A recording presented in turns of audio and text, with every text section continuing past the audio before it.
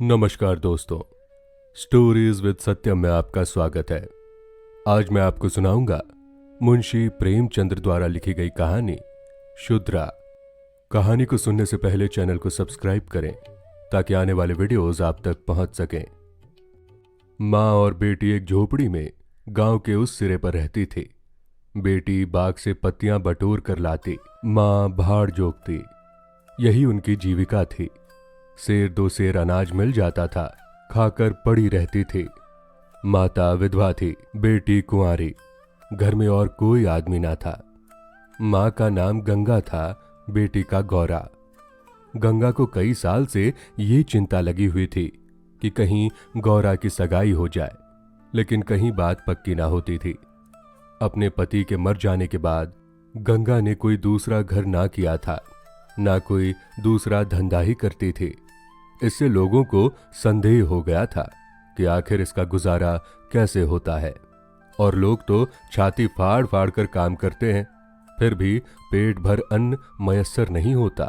ये स्त्री कोई धंधा नहीं करती, फिर भी माँ बेटी आराम से रहती है, किसी के सामने हाथ भी नहीं फैलाती। इसमें कुछ न कुछ रहस्य अवश्य है। धीरे धीरे ये संदेह और भी दृढ़ होता गया और अब तक जीवित था। बिरादरी में कोई गौरा से सगाई करने पर राजी ना होता था। शूद्रों की बिरादरी बहुत छोटी होती है, 10-5 कोस से अधिक उसका क्षेत्र नहीं होता। इसीलिए एक दूसरे के गुण दोष किसी से छिपे नहीं रहते, उन पर केवल पर्दा ही डाला जा सकता है। इस भ्रांति को शांत करने के लिए मां ने बेटी के साथ कई तीर्थ यात्राएं की, उड़ीसा तक हो आई, लेकिन संदेह ना मिटा। गौरा युवती थी, सुंदर थी, पर उसे किसी ने कुएं पर या खेतों में हंसते बोलते नहीं देखा। उसकी निगाह कभी ऊपर उठती ही ना थी। लेकिन ये बातें भी संदेह को और पुष्ट करती थी। अवश्य कोई न कोई रहस्य है। कोई युवती इतनी सती नहीं हो सकती, कुछ गुपचुप की बात अवश्य है। यूं ही दिन गुजरते जाते थे। बुढ़िया दिनों दिन चिंता से धुल रही थी। उधर सुंदरी की मुख छवि दिनों दिन निहरती जा रही थी, कली खिलकर फूल हो रही थी। एक दिन एक परदेसी गांव से होकर निकला, 10-12 कोस से आ रहा था। नौकर की खोज में कलकत्ता जा रहा था। रात हो गई। किसी कहार के घर पूछता हुआ गंगा के घर आया। गंगा ने उसका खूब आदर सत्कार किया। उसके लिए गेहूं का आटा लाई, घर से बर्तन निकाल कर दिए। कहार ने पकाया, खाया, लेटा। बातें होने लगी। सगाई की चर्चा छिड़ गई। कहार जवान था। गौरा पर निगाह पड़ी। उसका रंग ढंग देखा, उसकी सजल छवि आंखों में खूब गई। सगाई करने पर राजी हो गया। लौटकर घर चला गया। 2-4 गहने अपनी बहन के यहां से लाया। गांव के बजाज ने कपड़े उधार दे दिए। 2-4 भाई बंदों के साथ सगाई करने आ पहुंचा। सगाई हो गई। यहीं रहने लगा। गंगा बेटी और दामाद को आंखों से दूर ना कर सकती थी, परंतु 10 ही 5 दिनों में मंगरू के कानों में इधर उधर की बातें पड़ने लगी। सिर्फ बिरादरी ही के नहीं, अन्य जाति वाले भी उनके कान भरने लगे। ये बातें सुन सुनकर मंगरू पछताता था कि नाहक यहां फंसा, पर गौरा को छोड़ने का ख्याल कर उसका दिल कांप उठता था। 1 महीने के बाद मंगरू अपनी बहन के गहने लौटाने गया। खाने के समय उसका बहनोई उसके साथ भोजन करने ना बैठा। मंगरू को कुछ संदेह हुआ। बहनोई से बोला, तुम क्यों नहीं आते? बहनोई ने कहा, तुम खा लो, मैं फिर खा लूंगा।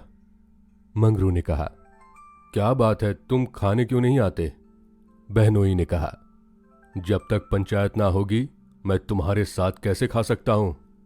तुम्हारे लिए बिरादरी भी नहीं छोड़ दूंगा। किसी से पूछा ना गाछा, जाकर एक हरजाई से सगाई कर ली। मंगरू चौके पर उठाया, मिर्जई पहनी और ससुराल चला आया। बहन खड़ी रोती रह गई। उसी रात को वो किसी से कुछ कहे सुने बगैर गौरा को छोड़कर कहीं चला गया। गौरा नींद में मग्न थी। उसे क्या खबर थी कि वो रत्न जो मैंने इतनी तपस्या के बाद पाया है, मुझे सदा के लिए छोड़े चला जा रहा है। कई साल बीत गए। मंगरू का कुछ पता ना चला, कोई पत्र तक ना आया, पर गौरा बहुत प्रसन्न थी। वो मांग में सेंदूर डालती थी, रंग बिरंग के कपड़े पहनती और अंधेरों पर मिस्सी के धड़े जमाती। मंगरू भजनों की एक पुरानी किताब छोड़ गया था। उसे कभी कभी पढ़ती और गाती। मंगरू ने उसे हिंदी सिखा दी थी। टटोल टटोल कर भजन पढ़ लेती थी। पहले वो अकेली बैठी रहती। गांव की और स्त्रियों के साथ बोलते चालते उसे शर्म आती थी। उसके पास वो वस्तु ना थी जिस पर दूसरी स्त्रियां गर्व करती थी। सभी अपने अपने पति की चर्चा करती। गौरा का पति कहाँ था, वो किसकी बातें करती। लेकिन अब उसका भी पति था। अब वो अन्य स्त्रियों के साथ इस विषय पर बातचीत करने की अधिकारिणी थी। वो भी मंगरू की चर्चा करती। मंगरू कितना स्नेहशील है, कितना सज्जन, कितना वीर। पति चर्चा से उसे कभी तृप्ति ही ना होती थी। स्त्रियां कहने लगी, मंगरू तुम्हें छोड़कर क्यों चले गए? गौरी कहती, क्या करते, मर्द कभी ससुराल में पड़ा रहता है। देश परदेश में निकलकर 4 पैसे कमाना ही तो मर्दों का काम है, नहीं तो मान मर्यादा का निर्वाह कैसे हो। जब कोई पूछता चिट्ठी पत्री क्यों नहीं भेजते तो हंसकर कहती, अपना पता ठिकाना बताने में डरते हैं, जानते हैं ना गौरा आकर सिर पर सवार हो जाएगी। सच कहती हूं, उनका पता ठिकाना मालूम हो जाए तो यहां मुझसे एक दिन भी रहा नहीं जाए। वो बहुत अच्छा करते हैं कि मेरे पास चिट्ठी पत्री नहीं भेजते। बेचारे परदेश में कहां घर गृहस्थी संभालते फिरेंगे। एक दिन किसी सहेली ने कहा, हम ना मानेंगे, तुझसे जरूर मंगरू से झगड़ा हो गया है, नहीं तो बिना कुछ कहे सुने क्यों चले जाते। गौरा ने हंसकर कहा, बहन, अपने देवता से भी कोई झगड़ा करता है? वो मेरे मालिक हैं, भला मैं उनसे झगड़ा क्यों करूंगी? जिस दिन झगड़े की नौबत आएगी कहीं डूब मरूंगी। मुझसे कहकर जाने पाते, मैं उनके पैरों से लिपट ना जाती। एक दिन कलकत्ता से एक आदमी आकर गंगा के घर ठहरा। पास ही के किसी गांव में अपना घर बताया। कलकत्ता में वो मंगरू के पड़ोस में ही रहता था। मंगरू ने उससे गौरा को अपने साथ लाने को कहा था। 2 साड़ियां और राह खर्च के लिए रुपए भी भेजे थे। गौरा फूल ही ना समाई, बूढ़े ब्राह्मण के साथ चलने को तैयार हो गई। चलते वक्त वो सब औरतों से गले मिली। गंगा उसे स्टेशन तक पहुंचाने गई। सब कहते थे बेचारी लड़की के भाग जग गए, नहीं तो यहां कुड़कुड़ कर मर जाती। रास्ते भर गौरा सोचती, ना जाने वो कैसे हो गए होंगे। अब तो मूछें अच्छी तरह निकल आई होंगी। परदेश में आदमी सुख से रहता है, देह भर आई होगी, बाबू साहब हो गए होंगे। मैं पहले 2-3 दिन उनसे बोलूंगी नहीं, फिर पूछूंगी तुम मुझे छोड़कर क्यों चले गए। अगर किसी ने मेरे बारे में कुछ बुरा भला कहा ही था तो तुमने उसका विश्वास क्यों कर लिया? तुम अपनी आंखों से ना देखकर दूसरे की बातों में क्यों आ गए? मैं भली हूं या बुरी हूं तो तुम्हारी। तुमने मुझे इतने दिनों तक रुलाया क्यों? तुम्हारे बारे में अगर इसी तरह कोई मुझसे कहता तो क्या मैं तुमको छोड़ देती? जब तुमने मेरी बाह पकड़ी थी तो तुम मेरे हो गए। फिर चाहे तुम में लाख ऐब हो मेरी बला से, चाहे तुम तुर्क ही क्यों ना हो जाओ, मैं तुम्हें छोड़ नहीं सकती। तुम क्यों मुझे छोड़कर भागे? क्या समझते थे भागना सहज है? आखिर झक मारकर बुलाया कि नहीं? कैसे ना बुलाते? मैंने तो तुम्हारे ऊपर दया की कि चली आई, नहीं तो कह देती कि मैं ऐसे निर्दयी के पास नहीं जाती तो तुम आप दौड़े आते। तब करने से देवता भी मिल जाते हैं, आकर सामने खड़े हो जाते हैं। तुम कैसे ना आते? वो धरती बार बार उद्विग्न हो होकर बूढ़े ब्राह्मण से पूछती, अब कितनी दूर है? धरती की छोर पर रहते हैं क्या? और भी कितनी ही बातें वो पूछना चाहती थी, लेकिन संकोचवश ना पूछ सकी। मन ही मन अनुमान करके अपने को संतुष्ट कर लेती थी। उनका मकान बड़ा सा होगा। शहर में लोग पक्के घरों में रहते हैं। जब उनका साहब इतना मानता है तो नौकर भी होगा। मैं नौकर को भगा दूंगी। मैं दिन भर पड़े पड़े क्या किया करूंगी? बीच बीच में उसे घर की याद भी आ जाती थी। बेचारी अम्मा रोती होंगी। अब उन्हें घर का सारा काम आप ही करना पड़ेगा। ना जाने बकरियों को चराने ले जाती है या नहीं। बेचारी दिन भर में क्या क्या करती होंगी। मैं अपनी बकरियों के लिए महीने महीने रुपए भेजूंगी। जब कलकत्ता से लौटूंगी तब सबके लिए साड़ियां लाऊंगी। तब मैं इस तरह थोड़े लौटूंगी। मेरे साथ बहुत सास बाब होगा। उसके लिए कोई ना कोई सौगात लाऊंगी। तब तक तो बहुत सी बकरियां हो जाएंगी। यही सुख स्वप्न देखते देखते गौरा ने सारा रास्ता काट दिया। पगली क्या जानती थी कि मेरे मन कुछ और, कर्ता के मन में कुछ और। क्या जानती थी कि बूढ़े ब्राह्मणों के भेष में पिशाच होते हैं। मन की मिठाई खाने में मग्न थी। तीसरे दिन गाड़ी कलकत्ता पहुंची। गौरा की छाती धड़ धड़ करने लगी। ये यहीं कहीं खड़े होंगे, अब आते ही होंगे। ये सोचकर उसने घूंघट निकाल लिया और संभल कर बैठ गई। मगर मंगरू वहां ना दिखाई दिया। बूढ़ा ब्राह्मण बोला, मंगरू तो यहां नहीं दिखाई देता। मैं चारों ओर छान आया, शायद किसी काम में लग गया होगा। आने की छुट्टी ना मिली होगी। मालूम भी तो ना था कि हम लोग किस गाड़ी से आ रहे हैं। उनकी राह क्यों देखें, चलो डेरे पर चले। दोनों गाड़ी पर बैठकर चले। गौरा कभी तांगे पर सवार ना हुई थी। उसे गर्व हो रहा था कि कितने ही बाबू लोग पैदल जा रहे हैं, मैं तांगे पर बैठी हूं। एक क्षण में गाड़ी मंगरू के डेरे पर पहुंच गई। एक विशाल भवन था। आहत साफ सुथरा, साइबान में फूलों के गमले रखे हुए थे। ऊपर चढ़ने लगी। विस्मय, आनंद और आशा से उसे अपनी सुध ही ना थी। सीढ़ियों पर चढ़ते चढ़ते पैर दुखने लगे। ये सारा महल उनका है, किराया बहुत देना पड़ता होगा। रुपये को तो वो कुछ समझते ही नहीं। उनका हृदय धड़क रहा था कि कहीं मंगरू ऊपर से उतरते ना आ रहे हों। सीढ़ी पर भेंट हो गई तो मैं क्या करूंगी। भगवान करे वो पड़े सोते हों, तब मैं जाऊंगी और वो मुझे देखकर हड़बड़ा कर उठ बैठे। आखिर सीढ़ियों का अंत हुआ। ऊपर एक कमरे में गौरा को ले जाकर ब्राह्मण देवता ने बैठा दिया। यही मंगरू का डेरा था। मगर मंगरू यहां भी नदारद। कोठरी में केवल एक खाट पड़ी थी। एक किनारे 2-4 बर्तन रखे हुए थे। यही उनकी कोठरी है तो मकान किसी दूसरे का। उन्होंने ये कोठरी किराए पर ली होगी। मालूम होता है रात को बाजार में पूरियां खाकर सो रहे होंगे। यही उनके सोने की खाट है। एक किनारे घड़ा रखा हुआ था। गौरा को मारे प्यास के तालू सूख रहा था। घड़े से पानी उड़ेल कर पिया। एक किनारे पर एक झाड़ू रखा था। गौरा रास्ते की थकी थी, पर प्रेमोल्लास में थकान कहाँ। उसने कोठरी में झाड़ू लगाया, बर्तनों को धो धोकर एक जगह रखा। कोठरी की एक एक वस्तु, यहां तक कि उसकी फर्श और दीवारों में भी उसे आत्मीय झलक दिखाई देती थी। उस घर में भी जहां उसने अपने जीवन के 24 वर्ष काटे थे, उसे अधिकार का ऐसा गौरवयुक्त आनंद ना प्राप्त हुआ था। मगर उस कोठरी में बैठे बैठे उसे संध्या हो गई और मंगरू का कहीं पता नहीं। अब छुट्टी मिली होगी। सांझ को सब जगह छुट्टी होती है। अब वो आ ही रहे होंगे। मगर बूढ़े बाबा ने उनसे कह तो दिया ही होगा। वो क्या अपने साहब से थोड़ी देर की छुट्टी ना ले सकते थे? कोई बात नहीं, तभी तो नहीं आए। अंधेरा हो गया। कोठरी में दीपक ना था। गौरा द्वार पर खड़ी पति की बाट देख रही थी। जाने पर बहुत से आदमियों के चढ़ते उतरने की आहट मिलती थी। बार बार गौरा को मालूम होता था कि वो आ रहे हैं, पर इधर कोई ना आता। 9 बजे बूढ़े बाबा आए। गौरी ने समझा मंगरू है। झटपट कोठरी के बाहर निकल आई। देखा तो ब्राह्मण। बोली, वो कहाँ रह गए? बूढ़े ब्राह्मण ने कहा, उनकी तो यहां से बदली हो गई। दफ्तर में गया था तो मालूम हुआ वो अपने साहब के साथ यहां से कोई 8 दिन की राह पर चले गए।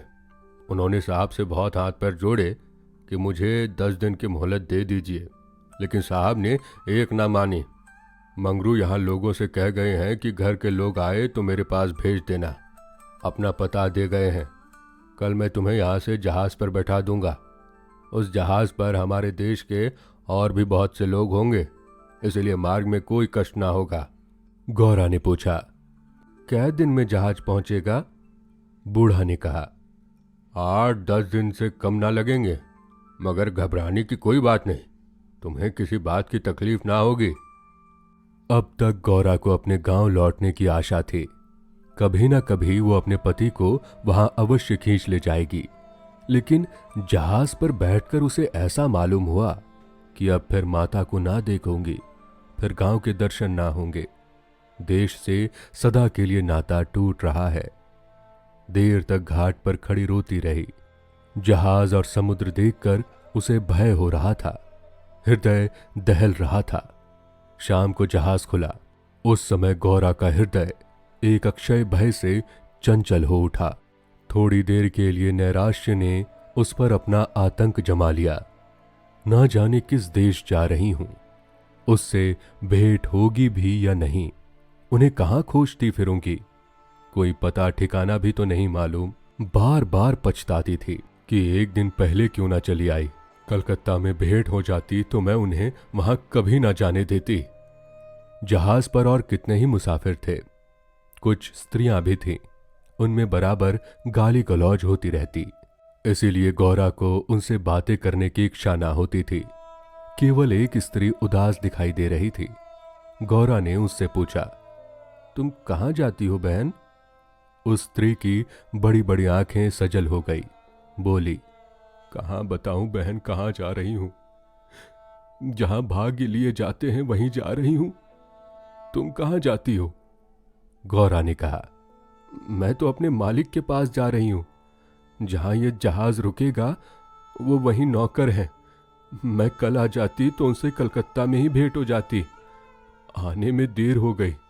क्या जानती थी कि वो इतनी दूर चले जाएंगे, नहीं तो देर क्यों करती? स्त्री ने कहा, अरे बहन, कहीं तुम्हें भी तो कोई बहका कर नहीं लाया? तुम घर से किसके साथ आई हो? गौरा ने कहा, मेरे आदमी ने कलकत्ता से आदमी भेजकर मुझे बुलाया था। स्त्री ने कहा, वो आदमी तुम्हारा जान पहचान का था? गौरा ने कहा, नहीं, उस तरफ का एक बूढ़ा ब्राह्मण था। स्त्री ने कहा, वही लंबा सा दुबला पतला जिसकी एक आंख फूली हुई पड़ी है। गौरा ने कहा, हाँ हाँ वही, क्या तुम उसे जानती हो? स्त्री ने कहा, उसी दुष्ट ने तो मेरा भी सर्वनाश किया। ईश्वर करे उसके सातों पुश्ते नरक भोगे, उसका निर्वश हो जाए, कोई पानी देने वाला भी ना रहे, कोड़ी होकर मरे। मैं अपना वृत्तांत सुनाऊं तो तुम समझोगी कि झूठ है, किसी को विश्वास ना आएगा।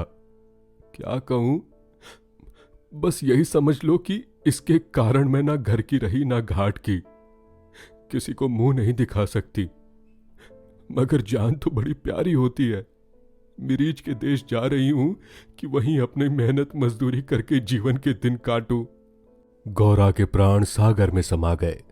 मालूम हुआ जहाज अथाह जल में डूबा जा रहा है। समझ गई बूढ़े ब्राह्मण ने दगा की। अपने गांव में सुना करती थी कि गरीब लोग मरीज में भर्ती होने के लिए जाया करते हैं, मगर जो वहां जाता है वो फिर कभी लौटता नहीं। हे भगवान, तुमने मुझे किस पाप का ये दंड दिया? बोली, ये सब क्यों लोगों को इस तरह छलकर मरीज भेजते हैं? स्त्री ने कहा, रुपए के लोभ से, और किसके लिए? सुनती हूं आदमी पीछे इन सभी को कुछ रुपए मिलते हैं। गौरा ने कहा, मजूरी? गौरा सोचने लगी, अब क्या करूं? ये आशा नौका जिस पर बैठी हुई वो चली जा रही थी, टूट गई थी, और अब समुद्र की लहरों के सिवा उसकी रक्षा करने वाला कोई ना था। जिस आधार पर उसने अपना जीवन भवन बनाया था वो जलमग्न हो गया। अब उसके लिए जल के सिवाय कोई और आश्रय है? उसकी अपनी माता की, अपने घर की, अपने गांव की, सहेलियों की याद आती, और ऐसा घोर मर्म वेदना होने लगी मानो कोई सर्प अंत स्थल में बैठा हुआ बार बार डस रहा हो। भगवान, अगर मुझे यही यातना देनी थी तो तुमने जन्म ही क्यों दिया? तुम्हें दुखिया पर दया नहीं आती? जो पिसे हुए हैं उन्हीं को पीसते हो। करुण स्वर से बोली, तो अब क्या करना होगा बहन? स्त्री ने कहा, ये तो वहां पहुंचकर ही मालूम होगा। अगर मजूरी ही करनी पड़ी तो कोई बात नहीं, लेकिन अगर किसी ने कुदृष्टि से देखा तो मैंने निश्चय कर लिया है कि या तो उसी के प्राण ले लूंगी या अपने प्राण दे दूंगी। ये कहते कहते उसे अपना वृत्तांत सुनाने की वो उत्कष्ट इच्छा हुई जो दुखियों को हुआ करती है। बोली, मैं बड़े घर की बेटी और उससे भी बड़े घर की बहू हूं, पर अभागिनी। विवाह के तीसरे ही साल पतिदेव का देहांत हो गया। चित्त की कुछ ऐसी दशा हो गई कि नित्य मालूम होता कि वो मुझे बुला रहे हैं। पहले तो आंख झपकते ही उनकी मूर्ति सामने आ जाती थी, लेकिन फिर ये दशा हो गई कि जागृत दशा में भी रह रहकर उनके दर्शन होने लगे। बस यही जान पड़ता था कि वो साक्षात खड़े बुला रहे हैं। किसी से शर्म के मारे कहती ना थी, पर मन में ये शंका होती थी कि जब उनका देहावसान हो गया है तो वो मुझे दिखाई कैसे देते हैं। मैं इसे भ्रांति समझकर चित्त को शांत ना कर सकती। मन कहता था, जो वस्तु प्रत्यक्ष दिखाई देती है वो मिल क्यों नहीं सकती। केवल वो ज्ञान चाहिए। साधु महात्माओं के सिवा ज्ञान और कौन दे सकता है। मेरा तो अब भी विश्वास है कि अभी ऐसी क्रियाएं हैं जिनसे हम मरे हुए प्राणियों से बातचीत कर सकते हैं, उनको स्थूल रूप में देख सकते हैं। महात्माओं की खोज में रहने लगी।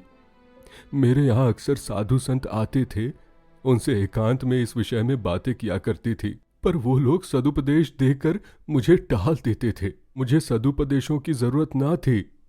मैं वैधव्य धर्म खूब जानती थी। मैं तो वो ज्ञानी चाहती थी जो जीवन और मरण के बीच का पर्दा उठा दे। 3 साल तक मैं इसी खेल में लगी रही। 2 महीने होते हैं वही बूढ़ा ब्राह्मण सन्यासी बना हुआ मेरे यहाँ पहुंचा। मैंने इससे वही भिक्षा मांगी। इस धूर्त ने कुछ ऐसा माया जाल फैलाया कि मेरी आंखें रहते हुए भी फंस गई। अब सोचती हूं तो अपने ऊपर आश्चर्य होता है कि मुझे उसकी बातों पर इतना विश्वास क्यों हुआ। मैं पति दर्शन के लिए सब कुछ झेलने को, सब कुछ करने को तैयार थी। इसने रात को अपने पास बुलाया। मैं घर वालों से पड़ोसिन के घर जाने का बहाना करके इसके पास गई। एक पीपल से इसकी धुई जल रही थी। उस विमल चांदी में ये जटाधारी ज्ञान और योग का देवता सा मालूम होता था। मैं आकर धुई के पास खड़ी हो गई। उस समय यही बाबा जी मुझे आग में कूद पड़ने की आज्ञा देते तो मैं तुरंत कूद पड़ती। इसने मुझे बड़े प्रेम से बैठाया और मेरे सिर पर हाथ रखकर ना जाने क्या कर दिया कि मैं बेसुध हो गई। फिर मुझे कुछ नहीं मालूम मैं कहाँ गई, क्या हुआ। जब मुझे होश आया तो मैं रेल पर सवार थी। जी में आया कि चिल्लाऊं, पर यह सोचकर कि अब गाड़ी रुक भी गई और मैं उतर भी पड़ी तो घर में घुसने ना पाऊंगी, मैं चुपचाप बैठी रह गई। मैं परमात्मा की दृष्टि से निर्दोष थी, पर संसार की दृष्टि में कलंकित हो चुकी थी। रात को किसी युवती का घर से निकल जाना कलंकित करने के लिए काफी था। जब मुझे मालूम हो गया कि सब मुझे टापू पे भेज रहे हैं तो मैंने जरा भी आपत्ति नहीं की। मेरे लिए अब सारा संसार एक सा है। जिसका संसार में कोई ना हो उसके लिए देश परदेश दोनों बराबर हैं। हाँ, ये पक्का निश्चय कर चुकी हूं कि मरते दम तक अपने सत की रक्षा करूंगी। विधि के हाथ में मृत्यु से बढ़कर कोई यातना नहीं। विधवा के लिए मृत्यु का क्या भय, उसका तो जीना और मरना दोनों बराबर है। बल्कि मर जाने से जीवन की विपत्तियों का तो अंत हो जाएगा। गौरा ने सोचा, इस स्त्री में कितना धैर्य और कितना साहस है, फिर मैं क्यों इतनी कातर और निराश हो रही हूं। जब जीवन की अभिलाषाओं का अंत हो गया तो जीवन के अंत का क्या डर। बोली, बहन, हम और तुम एक जगह रहेंगी। मुझे तो अब तुम्हारा ही भरोसा है। स्त्री ने कहा, भगवान पर भरोसा रखो और मरने से मत डरो। सघन अंधकार छाया हुआ था। ऊपर काला आकाश था, नीचे काला जल। गौरा आकाश की ओर ताक रही थी, उसकी संगनी जल की ओर।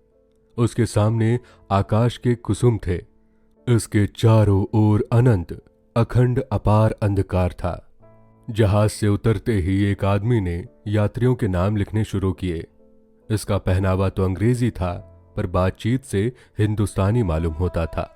गौरा सिर झुकाए अपनी संगनी के पीछे खड़ी थी। उस आदमी की आवाज सुनकर वो चौंक पड़ी। उसने दबी आंखों से उसकी ओर देखा। उसके समस्त शरीर में सनसनी दौड़ गई। क्या स्वप्न तो नहीं देख रही हूं? आंखों पर विश्वास न आया। फिर वो उस पर निगाह डाली। उसकी छाती वेग से धड़कने लगी। पैर थर थर कांपने लगे। ऐसा मालूम हुआ मानो चारों ओर जल ही जल है और उसमें बही जा रही हूं। उसने अपनी संगनी का हाथ पकड़ लिया, नहीं तो जमीन में गिर पड़ती। उसके सम्मुख वही पुरुष खड़ा था जो उसका प्राणधार था और जिससे इस जीवन में भेंट होने की उसे लेश मात्र भी आशा ना थी। ये मंगरू था, इसमें जरा भी संदेह ना था। हाँ, उसकी सूरत बदल गई थी। यौवन काल का वो कांतिमय साहस, सदैव छवि नाम को भी ना थी। बाल खिचड़ी हो गए थे, गाल चिपके हुए, लाल आंखों से कुवासना और कठोरता झलक रही थी। पर था वो मंगरू। गौरा के जी में प्रबल इच्छा हुई कि स्वामी के पैरों से लिपट जाऊं। चिल्लाने का जी चाहा, पर संकोच ने मन को रोका। बूढ़े ब्राह्मण ने बहुत ठीक कहा था। स्वामी ने अवश्य मुझे बुलाया था और आने से पहले यहां से चले आए। उसने अपनी संगनी के कान में कहा, बहन, तुम उस ब्राह्मण को व्यर्थ ही बुरा कह रही थी। यही तो वो हैं जो यात्रियों के नाम लिख रहे हैं। स्त्री ने कहा, सच? खूब पहचानती हो? गौरा ने कहा, बहन, क्या इसमें भी संदेह हो सकता है? स्त्री ने कहा, तब तो तुम्हारे भाग जाग गए, मेरी भी सुधि लेना।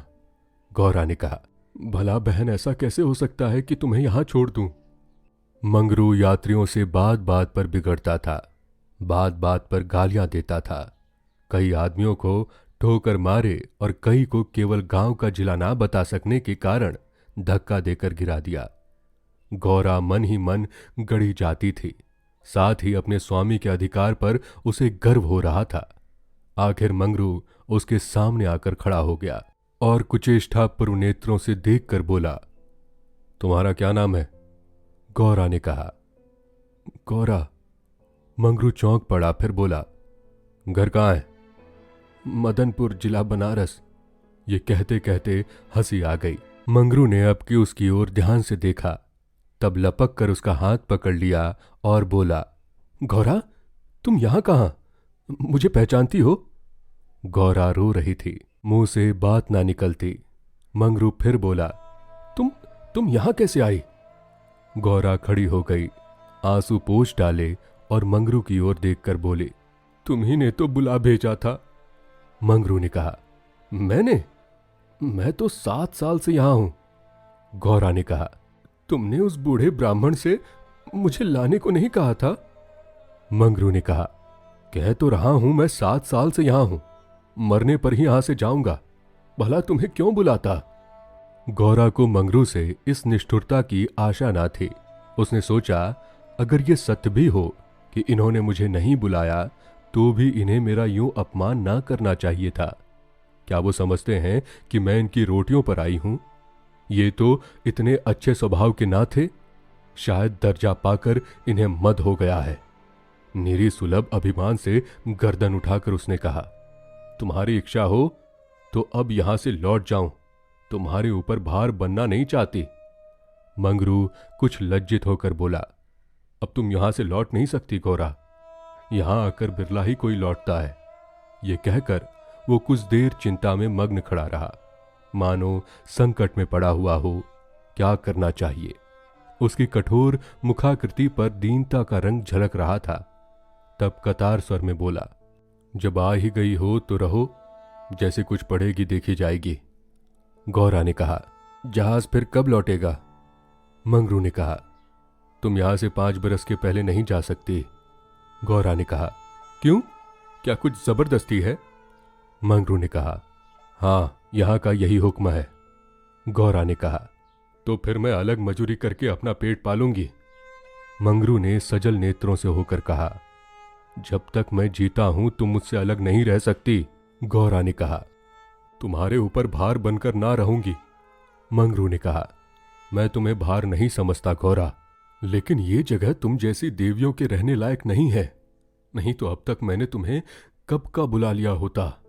वही बूढ़ा आदमी जिसने तुम्हें बहकाया मुझे घर से आते समय पटना में मिल गया और झांसे देकर मुझे यहां भर्ती कर दिया। तब से यहीं पड़ा हुआ हूं। चलो मेरे घर रहो, वहां बातें होंगी। ये दूसरी औरत कौन है?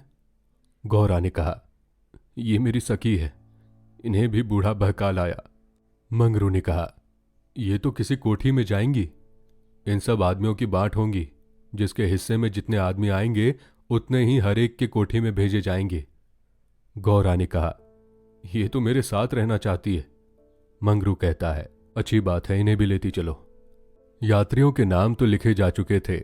मंगरू ने उन्हें एक चपरासी को सौंपकर दोनों औरतों के साथ घर की राह ली। दोनों ओर सघन वृक्षों की कतारें थी। जहां तक निगाहें जाती थी ऊख ही ऊख दिखाई देती थी। समुद्र की ओर से शीतल निर्मल वायु की झोंके आ रहे थे। अत्यंत सुखमय दृश्य था, पर मंगरू की निगाह उस ओर ना थी।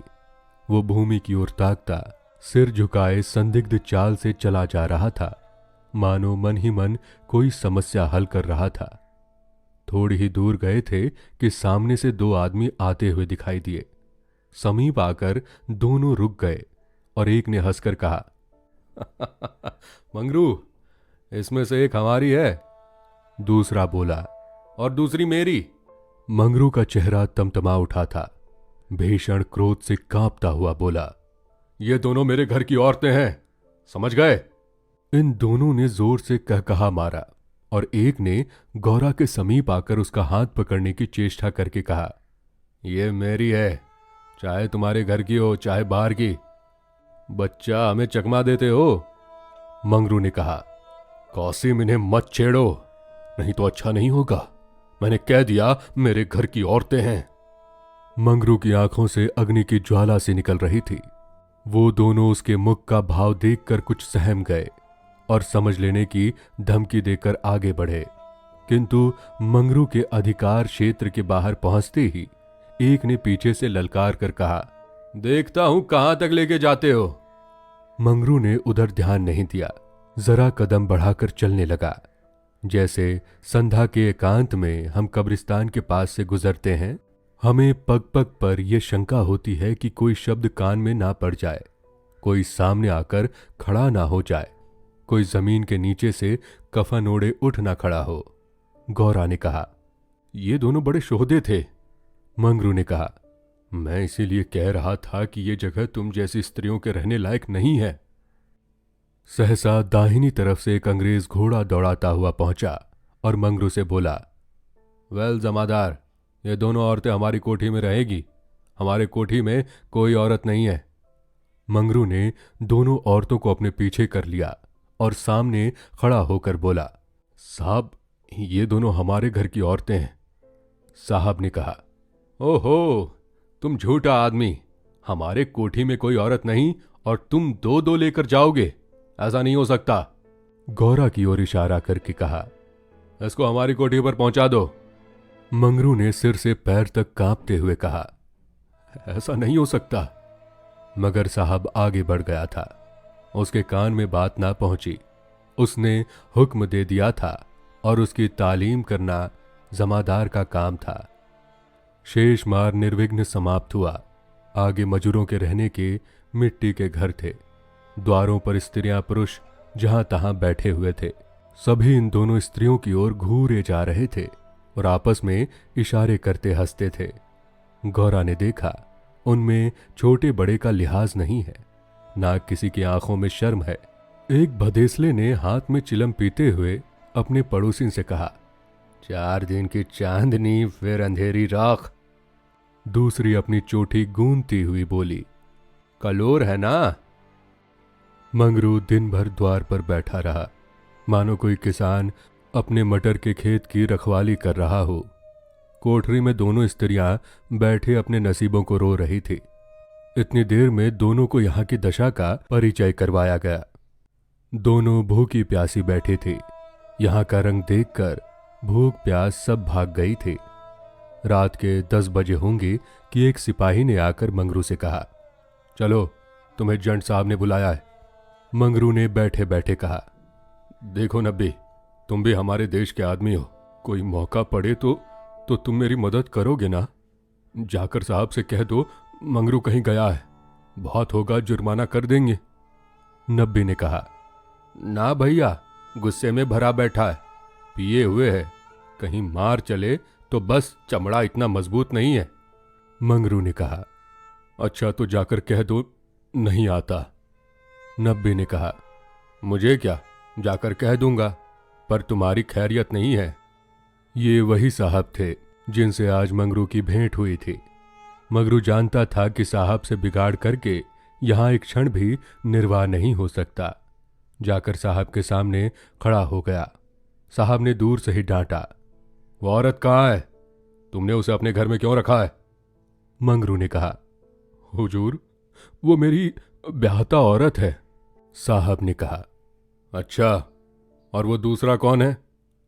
मंगरू ने कहा, वो मेरी सगी बहन है हुजूर। साहब ने कहा, हम कुछ नहीं जानता, तुमको लाना पड़ेगा, दो में से कोई एक तो लाना पड़ेगा। मंगरू पैरों पर गिर पड़ा और रो रो कर अपनी सारी राम कहानी सुना गया। पर साहब जरा भी ना पसीजे। अंत में वो बोला, हुजूर, वो दूसरी औरत की तरह नहीं है। अगर यहां आ भी गई तो प्राण दे देगी। साहब ने हंसकर कहा, ओ, जान देना इतना आसान नहीं है।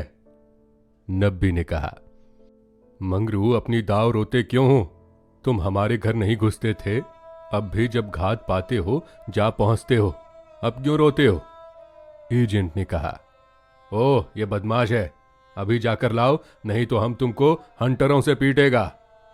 मंगरू ने कहा, हुजूर, जितना चाहो पीट लो, मगर मुझसे ये काम करने को ना कहो, मैं जीते जी नहीं कर सकता।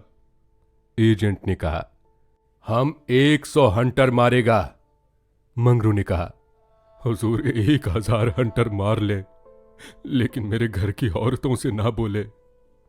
एजेंट नशे में चूर था। हंटर लेकर मंगरू पर पिल पड़ा और लगा सड़ासड़ जमाने। 10-12 कोड़े मंगरू ने धैर्य के साथ सहे। फिर हाय हाय करने लगा। देह की खाल फट गई थी और मांस पर चाबुक पड़ता था तो बहुत जब्त करके भी कंठ से आर्ता ध्वनि निकलती थी। और अभी तो सिर्फ 100 में 15 चाबुक पड़े थे। रात के 10 बज गए थे। चारों ओर सन्नाटा छा गया था और नीरव अंधकार में मंगरू का करुण विलाप किसी पक्ष की भांति आकाश में मुंडला रहा था। वृक्षों के समूह भी हद बुद्धि से खड़े मौन रोने की मूर्ति बने हुए थे। ये पाषाण हृदय लंपट विवेक शून्य जामादार इस समय एक अपरिचित स्त्री के सत्तित्व की रक्षा करने के लिए अपने प्राण तक देने के लिए तैयार था, केवल इस नाते कि ये उसकी पत्नी की संगनी थी।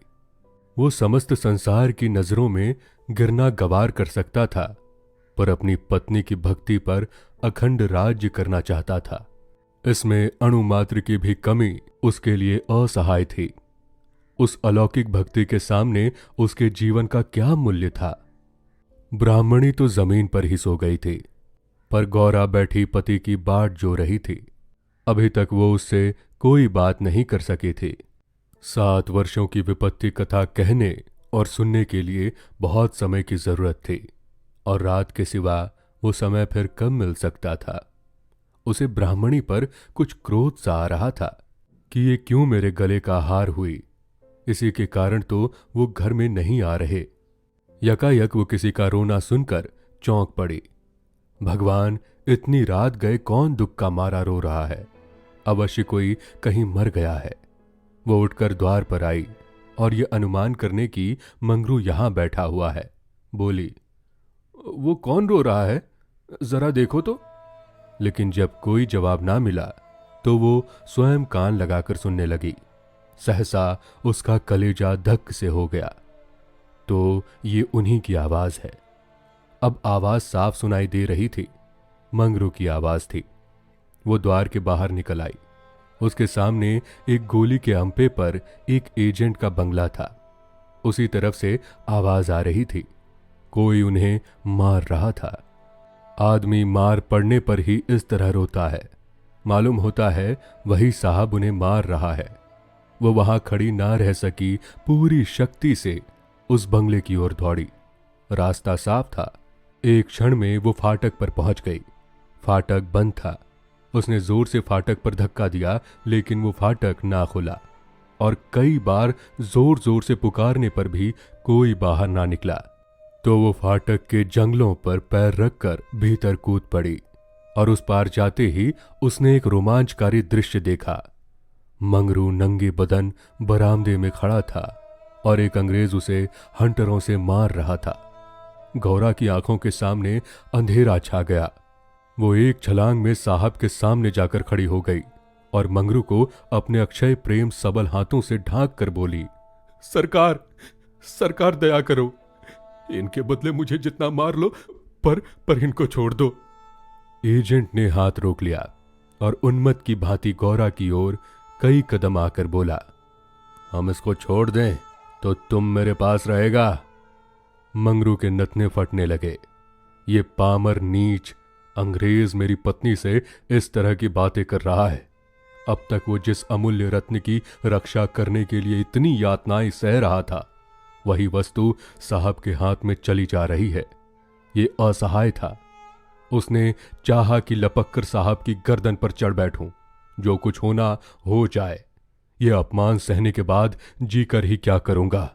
लेकिन नब्बी ने उसे तुरंत पकड़ लिया और कई आदमियों को बुलाकर उसके हाथ पांव बंधवा दिए। मंगरू भूमि पर छटपटाने लगा। गौरा रोती हुई साहब के पैरों पर गिर पड़ी और बोली, हुजूर, हुजूर इन्हें छोड़ दें, मुझ पर दया करें। एजेंट ने कहा, तुम हमारे पास रहेगा? गौरा ने खून का घूंट पीकर कहा, हाँ हाँ रहूंगी। बाहर मंगरू बरामदे में पड़ा करा रहा था। उसकी देह में सूजन थी और घावों में जलन। सारे अंग जकड़ गए थे। हिलने की भी शक्ति ना थी। हवा घावों में शर के समान चुभती थी, लेकिन ये व्यथा वो सह ना सकता था। असहाय था कि साहब गौरा के साथ इसी घर में विहार कर रहा है और मैं कुछ नहीं कर सकता। उसे अपनी पीड़ा भूल सी गई थी। कान लगाए सुन रहा था कि उनकी बातों की भनक कान में पड़ जाए तो देखूं क्या बातें हो रही हैं।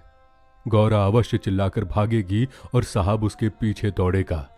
अगर मुझसे उठा जाता तो उस वक्त बचा को खोद कर गाड़ ही देता। लेकिन बड़ी देर हो गई, ना तो गौरा चिल्लाई ना बंगले से निकलकर भागी। वो उस सजे सजाए कमरे में साहब के साथ बैठी सोच रही थी, क्या इसमें तनिक भी दया नहीं है? मंगरू का पीड़ा क्रदन सुन सुनकर उसके हृदय के टुकड़े हो जाते थे। क्या इसके भाई बंद मां बहन नहीं है? माता यहां होती तो उसे इतना अत्याचार ना करने देती। मेरी अम्मा लड़कों पर कितना बिगड़ती थी। जब वो किसी पेड़ पर ढीले चलाते देखती थी, पेड़ में भी प्राण होते हैं। क्या इसकी माता इसे एक आदमी के प्राण लेते देखकर भी इसे मना नहीं करती? साहब शराब पी रहा था और गौरा गोश्त काटने का छुरा हाथ में लिए खेल रही थी। सहसा गौरा की निगाह एक चित्र की ओर गई। उसमें एक माता बैठी हुई थी। गौरा ने पूछा, साहब ये किसकी तस्वीर है? साहब ने शराब का गिलास मेज पर रखकर कहा, ओ यह हमारे खुदा की मां मरियम है। गौरा ने कहा, बड़ी अच्छी तस्वीर है। क्यों साहब, तुम्हारी मां जीती है ना? साहब ने कहा, वो मर गया। जब हम यहां आया तो वो बीमार हो गया, हम उसको देख भी नहीं सका। साहब के मुखमंडल पर करुणा की झलक दिखाई दी। गौरा बोली, तब तो उन्हें बड़ा दुख हुआ होगा। तुम्हें अपनी माता का प्यार नहीं था। वो रो रो कर मर गई और तुम देखने भी नहीं गए, तभी तुम्हारा दिल कड़ा है। साहब ने कहा, नहीं नहीं, हम अपनी माता को बहुत चाहता था। वैसी औरत दुनिया में ना होगी। हमारा बाप हमको बहुत छोटा सा छोड़कर मर गया था। माते ने कोयले की खान में मजूरी करके हमको पाला। गौरा ने कहा, तब तो वो देवी थी। इतनी गरीबी का दुख सहकर भी तुम्हें दूसरे पर तरस नहीं आता? क्या वो दया की देवी तुम्हारे बेदर्दी देखकर दुखी ना होती होंगी? उनकी कोई तस्वीर तुम्हारे पास है? साहब ने कहा, ओ हमारे पास उनकी कई फोटो हैं। देखो, वो उन्हीं की तस्वीर है, वो दीवार पर। गौरा ने समीप जाकर तस्वीर देखी और करुण स्वर में बोली, सचमुच देवी थी। जान पड़ता है दया की देवी है। वो तुम्हें कभी मारती थी कि नहीं?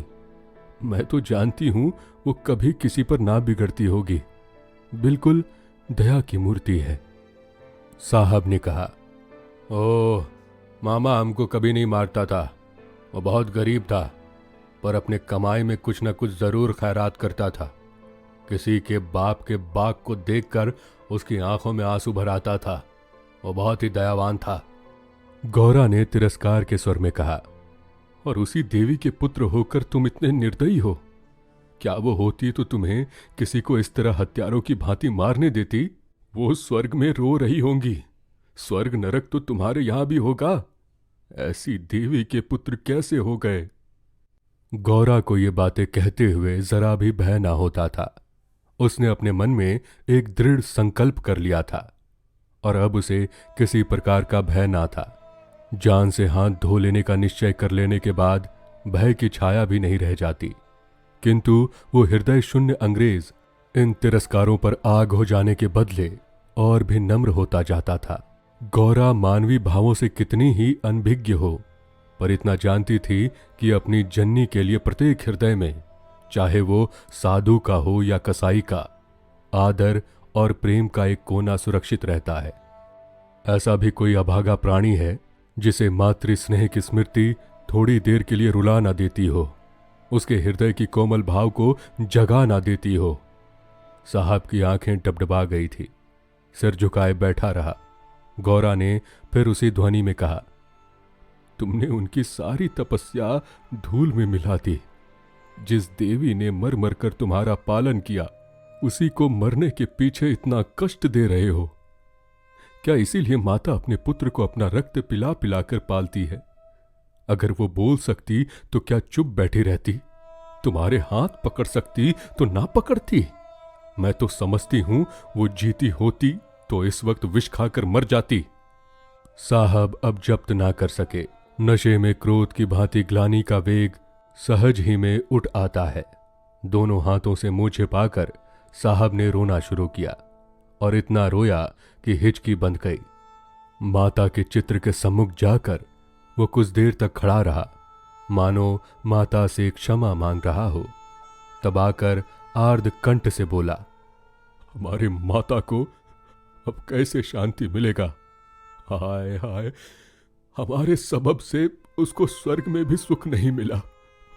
हम कितना अभागा है। गौरा ने कहा, अभी जरा देर में तुम्हारा मन बदल जाएगा और फिर तुम दूसरों पर अत्याचार करने लगोगे। साहब ने कहा, नहीं नहीं, अब हम मामा को कभी दुख नहीं देगा। हम अभी मंगरू को अस्पताल भेजता है। रात ही को मंगरू को अस्पताल पहुंचा दिया गया। एजेंट खुद उसको पहुंचाने आया। गौरा भी उसके साथ थी। मंगरू को ज्वर हो आया था, बेहोश पड़ा हुआ था। मंगरू ने 3 दिन आंखें ना खोली और गौरा तीनों दिन उसके पास बैठी रही। एक क्षण के लिए भी वहां से ना हटी। एजेंट भी कई बार हाल चाल पूछने आ जाता और हर मर्तबा गौरा से क्षमा मांगता। चौथे दिन मंगरू ने आंखें खोली तो देखा गौरा सामने बैठी हुई है। गौरा उसे आंखें खोलते देखकर पास आ खड़ी हुई और बोली, अब कैसा जी है? मंगरू ने कहा, तुम यहां कब आई? गौरा ने कहा, मैं तो तुम्हारे साथ ही यहां आई थी, तब से यही हूं। मंगरू ने कहा, साहब के बंगले में क्या जगह नहीं है? गौरा ने कहा, अगर बंगले की चाह होती तो 7 समंदर पार तुम्हारे पास क्यों आती? मंगरू ने कहा, आकर कौन सा सुख दे दिया है? तुम्हें यही करना था तो मुझे मर जाने क्यों नहीं दिया? गौरा ने झुंझला कर कहा, तुम इस तरह की बातें मुझसे ना करो। ऐसी बातों से मेरे देह में आग लग जाती है। मंगरू ने मुंह फेर लिया, मानो उसे गौरा की बातों पर विश्वास नहीं था। दिन भर गौरा मंगरू के पास बेदाना पानी खड़ी रही। गौरा ने कई बार उसे बुलाया, लेकिन वो चुप्पी साधे रहा। ये संदेह युक्त निरादर कोमल हृदय गौरा के लिए असहाय था। जिस पुरुष को वो देवतुल्य समझती थी, उसके प्रेम से वंचित होकर वो कैसे जीवित रह सकती थी? यही प्रेम उसके जीवन का आधार था। उसे खोकर अब वो अपना सर्वस्व खो चुकी थी। आधी रात से अधिक बीत चुकी थी। मंगरू बेखबर सोया हुआ था। शायद वो कोई स्वप्न देख रहा था। गौरा ने उसके चरणों पर सिर रखा और अस्पताल से निकल गई। मंगरू ने उसका परित्याग कर दिया था। वो भी उसका परित्याग करने जा रही थी। अस्पताल के पूर्व दिशा में एक छोटी सी नदी बहती थी। गौरा उसके कगार पर खड़ी हो गई।